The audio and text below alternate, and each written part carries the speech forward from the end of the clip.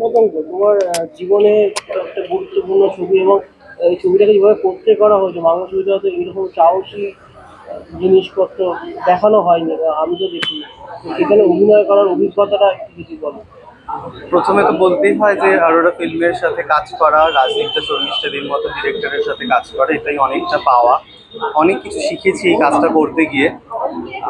Technical জিনিস যেমন শিখেছি, প্রতিকূল পরিবেশে কিভাবে কাজ করতে হয় আউটডোরে, সেটাও শিখেছি। আর আমাদের মূল পতঙ্গে গোটা টিম আমরা এতটা এক হয়ে কাজ করেছি যে কোথাও গিয়ে মনেই হয়নি যে একটা সিনেমা শুটিং করছি। মানে মনে হয়েছে আমরা একটা সত্যি সত্যি বাস্তবকে ক্যামেরার সামনে তুলে ধরছি। পুরো ছবিটার সঙ্গে দীর্ঘদিন জুড়ে থাকা, এবং ছবিটাতে বিভিন্ন ফেস্টিভ্যালে অ্যাওয়ার্ডও পেয়েছে, ফাইনালি মুক্তিও পাচ্ছে। তো কলকাতা ফিল্ম ফেস্টিভ্যালে ছবিটা প্রদর্শিত হয়েছে। তো এখন কেমন লাগে যে ফাইনালি দর্শকরা বড় পর্দায় দেখতে পাবে? একদম। তো আমরা তো ভীষণ এক্সাইটেড যে দর্শকরা দেখবে, আলটিমেটলি দর্শকদের জন্যই বানানো ছবি। তো দর্শকরা দেখুক, আমরা চাই যে বাংলার প্রতি কোনায় কোনায় এই ছবিটা পৌঁছে যাক। পথের ছবি, পথ ভাঙার ছবি, যাতে প্রত্যেক মানুষ দেখে, সেটাই আমি চাইবো। এবং তারা সরাসরি জানাক আমাদের তাদের ছবিটা কেমন লাগে।